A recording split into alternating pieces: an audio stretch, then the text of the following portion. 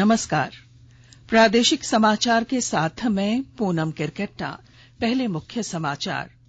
प्रधानमंत्री ने कहा 2030 तक भारत के ऊर्जा उत्पादन का 50% गैर जीवाश्म ईंधन से होगा। 2070 तक हासिल होगा शून्य कार्बन उत्सर्जन का लक्ष्य। इलेक्ट्रिक वाहनों की बढ़ती मांग को बताया मौन क्रांति। झारखंड में मुख्यमंत्री आवास पर यूपीए विधायकों की बैठकों का दौर जारी। लाभ के पद मामले में राज्यपाल के निर्णय पर टिकी सबकी निगाहें। झारखंड में स्वाइन फ्लू के 4 मामले मिले। स्वास्थ्य विभाग हाई अलर्ट पर। एशिया कप T20 मुकाबला। भारत ने अपने पहले मैच में पाकिस्तान को 5 विकेट से हराया। और हॉकी के जादूगर मेजर ध्यानचंद की जयंती आज। खेल दिवस पर देश के 26 स्कूलों में मीट द चैंपियन कार्यक्रम। और अब समाचार विस्तार से। प्रधानमंत्री नरेंद्र मोदी ने कहा है कि 2030 तक भारत के ऊर्जा उत्पादन का 50% गैर जीवाश्म ईंधन से होगा और 2070 तक भारत शून्य कार्बन उत्सर्जन का लक्ष्य हासिल कर लेगा। श्री मोदी ने कहा कि देश में इलेक्ट्रिक वाहनों की बढ़ती मांग के साथ इस दिशा में एक मौन क्रांति हो रही है। उन्होंने कहा कि केंद्र और राज्य सरकारों ने इलेक्ट्रिक वाहन क्षेत्र के लिए प्रोत्साहनों और सब्सिडी का विस्तार किया है। प्रधानमंत्री कल गांधीनगर में सुजुकी मोटर कॉर्पोरेशन के भारत में 40 वर्ष पूरे होने के अवसर पर आयोजित समारोह को संबोधित कर रहे थे। झारखंड के मुख्यमंत्री हेमंत सोरेन और कांग्रेस के प्रदेश प्रभारी अविनाश पांडे ने कल शाम मुख्यमंत्री आवास पर यूपीए विधायकों की एक और बैठक की।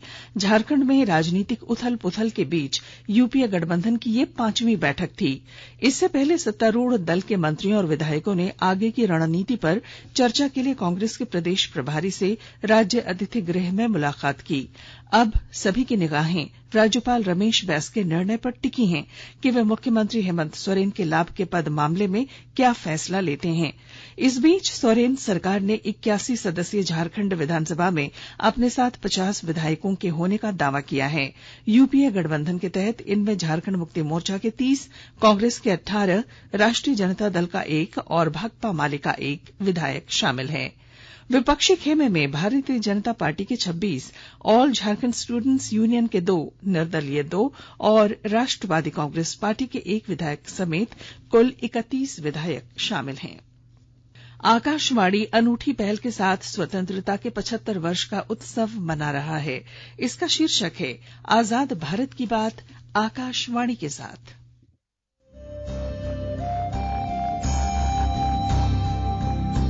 आजाद भारत की बात आकाशवाणी के साथ। स्वतंत्रता के 75 वर्ष का उत्सव, जीवंत यात्रा की स्मृतियां, स्वतंत्र भारत की उपलब्धियां और कुछ रोमांचक पल। तो आप भी जुड़िए और सुनना न भूलें। 15 अगस्त से प्रतिदिन हमारे FM गोल्ड 100.1 और दूसरे चैनलों पर आजाद भारत की बात आकाशवाणी के साथ। कांग्रेस अध्यक्ष पद का चुनाव इस वर्ष 17 अक्टूबर को होगा। 19 अक्टूबर को मतगणना की जाएगी और उसी दिन परिणाम घोषित किया जाएगा। यह फैसला कल नई दिल्ली में पार्टी की सर्वोच्च निर्णायक इकाई कांग्रेस कार्यकारिणी समिति की बैठक में लिया गया।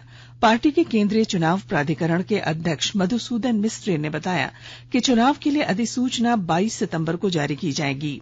उम्मीदवार 24 से 30 सितंबर तक नामांकन दाखिल कर सकते हैं। 1 अक्टूबर को नामांकन पत्रों की जांच की जाएगी। 8 अक्टूबर तक नाम वापस लिए जा सकेंगे। यदि एक से अधिक उम्मीदवार खड़े होते हैं तो 17 अक्टूबर को चुनाव कराया जाएगा।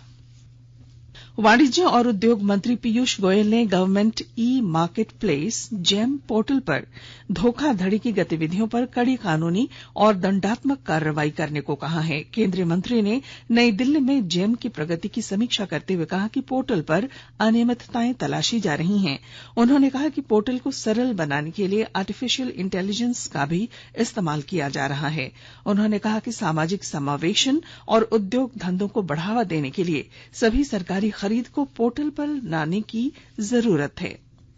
आकाशवाणी के ताजा तरीन समाचारों के लिए आप हमारी वेबसाइट newsonair.com पर लॉग ऑन कर सकते हैं।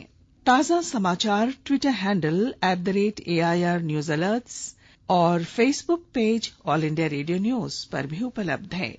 आप प्रादेशिक समाचार एकांश के ट्विटर हैंडल @AIRnews_Ranchi और फेसबुक, इंस्टाग्राम पेज तथा YouTube channel AIR news Ranchi पर भी हमारे बुलेटिन सुन सकते हैं।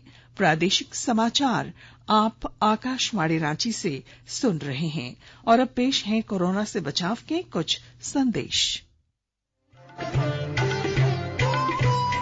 कोविड-19 से बचाव और सुरक्षित रहने के 3 उपाय। मास्क लगाएं, 2 गज दूरी है जरूरी, सुरक्षित दूरी रखें, हाथ और मुंह साफ रखें।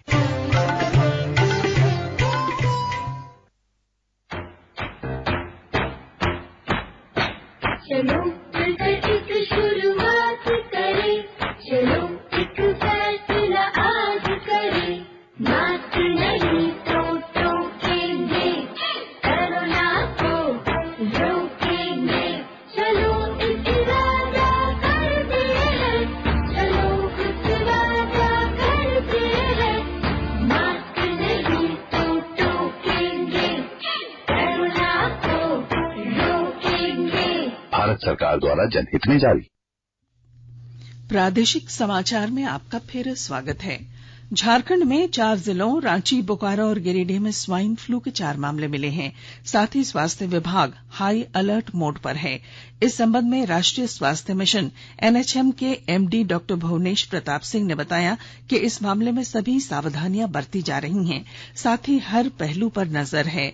विशेषज्ञों का कहना है कि स्वाइन फ्लू NH1H1 वायरस से फैलता है, इसलिए सतर्कता और सावधानी बरतनी होगी। जामताड़ा जिले के बेरोजगार युवक युवतियों को सॉफ्ट स्किल और पर्सनालिटी डेवलपमेंट संबंधी चरणबद्ध प्रशिक्षण देकर दक्ष बनाया जा रहा है, ताकि वे स्वरोजगार के माध्यम से आत्मनिर्भर बनने में सफल हो सकें। विस्तृत ब्यौरे के साथ हमारे संवाददाता। जामताड़ा जिले के बेरोजगार युवक युवतियों को सॉफ्ट स्किल एवं पर्सनैलिटी डेवलपमेंट संबंधी चरणबद्ध प्रशिक्षण देकर दक्ष बनाया जा रहा है, ताकि वे स्वरोजगार के माध्यम से आत्मनिर्भर बनने में सफल हो सकें। जिला नियोजन पदाधिकारी विनोद कुमार ने बताया कि जिला नियोजनालय एवं महिंद्रा प्राइवेट क्लास के माध्यम से प्रशिक्षकों के द्वारा life skill, soft skill, communication skill, presentation skill सहित आज की आधुनिकता वाले जीवन शैली संबंधी जानकारी देकर जिले के युवकों को दक्ष बनाया जा रहा है। उन्होंने बताया कि नियोजनालय से निबंधित 35 बेरोजगार युवक युवतियों को निःशुल्क प्रशिक्षण देकर आत्मविश्वास के साथ स्वरोजगार स्थापित करने के लिए प्रेरित किया गया। उन्होंने बताया कि प्रशिक्षण प्राप्त युवक युवतियां अपनी दक्षता के अनुसार विभिन्न कंपनियों में रोजगार प्राप्त करने में सफल हो रहे हैं। सुभाष प्रसाद सिंह, आकाशवाणी समाचार, जामताड़ा। झारखंड के स्कूलों में तीज को लेकर 30 अगस्त को छुट्टी रहेगी। पहले तीज की छुट्टी 31 अगस्त को निर्धारित की गई थी। झारखंड माध्यमिक संघ ने विभाग से संशोधन करने की मांग की थी। इस मांग को लेकर आदेश जारी कर दिया गया है। आदेश में कहा गया है कि 31 अगस्त के बदले स्कूलों में 30 अगस्त को छुट्टी रहेगी। स्कूल पूर्व की भांति 31 अगस्त को संचालित किए जाएंगे। इस दिन सामान्य तौर पर पढ़ाई होगी। जानकारी के मुताबिक सरकारी स्कूलों में गणेश चतुर्थी और हरितालिका तीज पर्व को लेकर 31 अगस्त को छुट्टी दी गई थी, लेकिन वास्तव में तीज 30 अगस्त को है। साहिबगंज जिले की बिजली व्यवस्था को और भी बेहतर करने के लिए विद्युत विभाग द्वारा भेजे गए प्रस्ताव को मंजूरी मिल गई है। विस्तृत ब्यौरे के साथ हमारे साहिबगंज संवाददाता।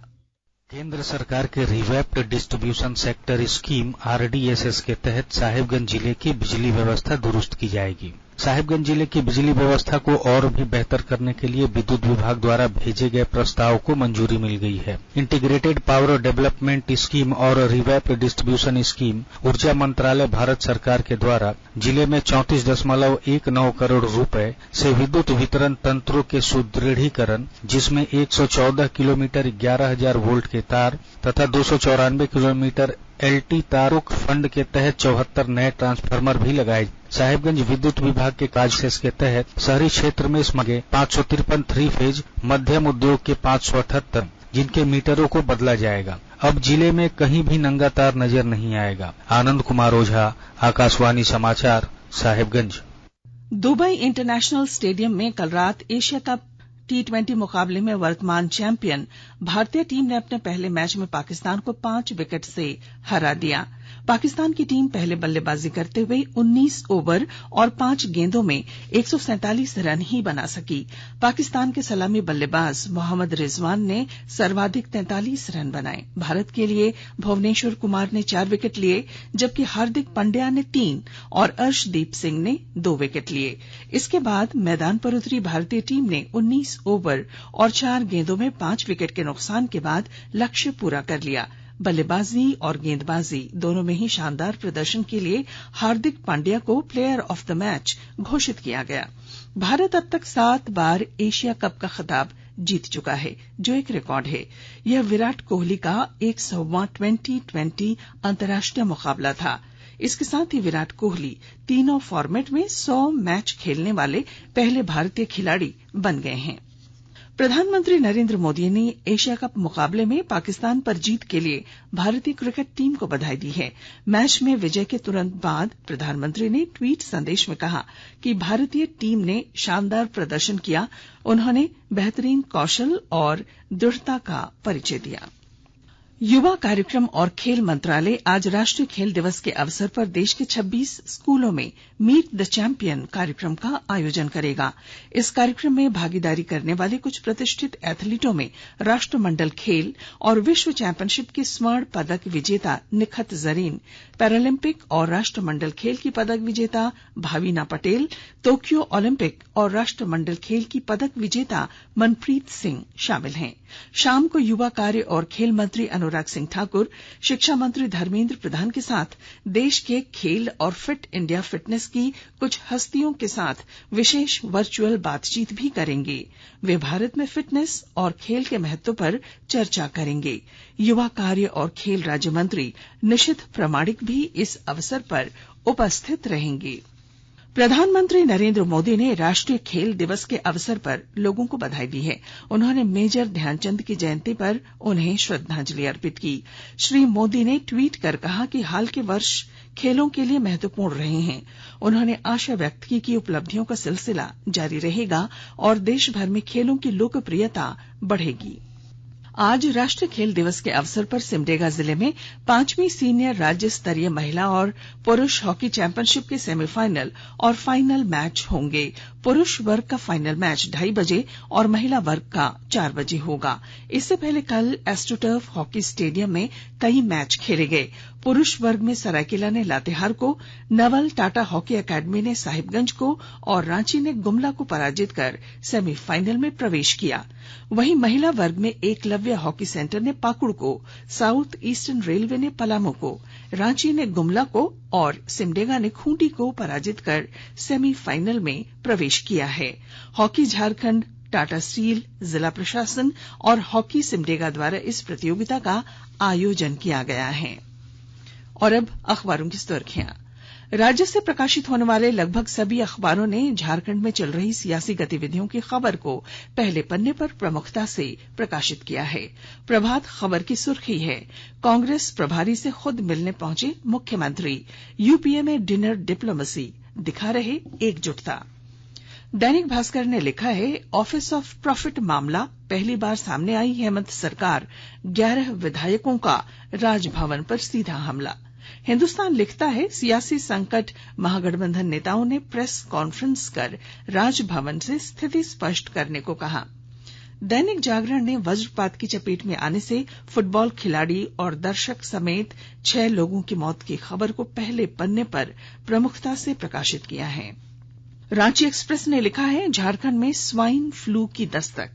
अंग्रेजी अखबार द टाइम्स ऑफ इंडिया और द हिंदुस्तान टाइम्स ने नोएडा में जमींदोज हुए ट्विन टावर की खबर को अपनी सुर्खी बनाई है। और बुलेटिन के आखिर में मुख्य समाचार एक बार फिर। प्रधानमंत्री ने कहा, 2030 तक भारत के ऊर्जा उत्पादन का 50% गैर जीवाश्म ईंधन से होने लगेगा। 2070 तक हासिल होगा 0 कार्बन उत्सर्जन का लक्ष्य। झारखंड में मुख्यमंत्री आवास पर यूपीए विधायकों की बैठकों का दौर जारी। लाभ के पद मामले में राज्यपाल के निर्णय पर टिकी सबकी निगाहें। झारखंड में स्वाइन फ्लू के 4 मामले, स्वास्थ्य विभाग हाई अलर्ट पर। एशिया कप T20 मुकाबला भारत ने अपने पहले मैच में पाकिस्तान को 5 विकेट से हराया। और हॉकी के जादूगर मेजर ध्यानचंद की जयंती आज। खेल दिवस पर देश के 26 स्कूलों में मीट द चैंपियन कार्यक्रम। और इसके साथ ही आकाशवाणी रांची से प्रादेशिक समाचार का ये बुलेटिन समाप्त हुआ। नमस्कार।